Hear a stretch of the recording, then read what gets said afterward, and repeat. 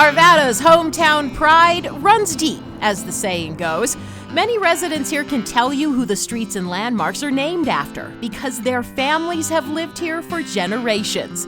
They know the town history well. One such Arvadan was passionate enough about Arvada's history to write a book about it. I love the history here, and more than anything, I love the history because it's telling, not only my family story, but everybody's family story, and we're all interconnected, and I love that. My great-grandparents came here December 1st, 1924, and lived here until 1937. I'm a third-generation Arvadan.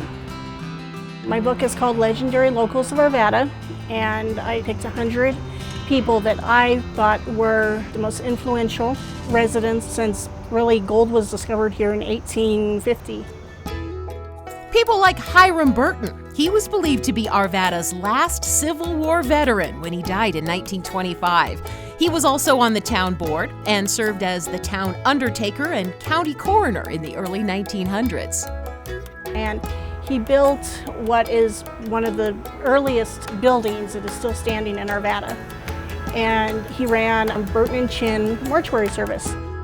Tanya also chose to write about Jessie Pringle, a Broadway actress who lived in Arvada for a short time in the early 1920s. When she lived here in Arvada, she taught acting classes over at St. Anne's and was also pretty active in the Denver theater community. Jessie bought land around 80th and Clubcrest, but by 1927, the silver screen called her to Hollywood.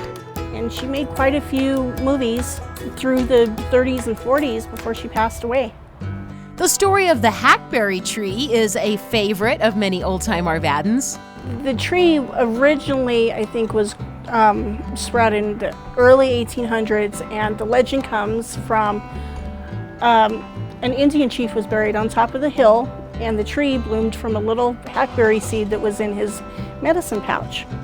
So for years, people used the hackberry tree as a landmark for the pioneers coming out this way. And then in 1936, they decided they wanted to widen Wadsworth, and the tree was going to have to go. Townspeople got really upset over this, as you can imagine, because this is a landmark, and they had voted on moving the tree down to McElvoy Park. But the night before it was to be moved, it was mysteriously cut down. A bride's death also caught Tanya's attention. Gertrude Weaver was the granddaughter of homesteaders Thomas and Emma Weaver, who settled in Arvada in the 1880s. I'm very interested in her story because she died under pretty mysterious circumstances in 1915 down in New Mexico. She was a bride of 5 weeks and either accidentally shot herself or had a heart condition that she died from, and we don't really know what happened. Tanya's book holds stories about lesser knowns, such as Burton Fields, a beloved Arvada High School custodian in the 1930s and 40s. He was a mentor to all these kids, and they looked up to him and talked to him and treated him like he was, a member of their family. And stories about some very well-known, such as Clemency McElvoy, Arvada's pioneer woman who donated her land for McElvoy Park. I love history, and I love talking about Arvada history. It's in a hometown pride kind of thing because a lot of the people that are in my book, I grew up knowing as a kid. My grandmother knew, my great-grandmother knew. I have fond memories of these people, and it's fun to put a name to your memories, I think.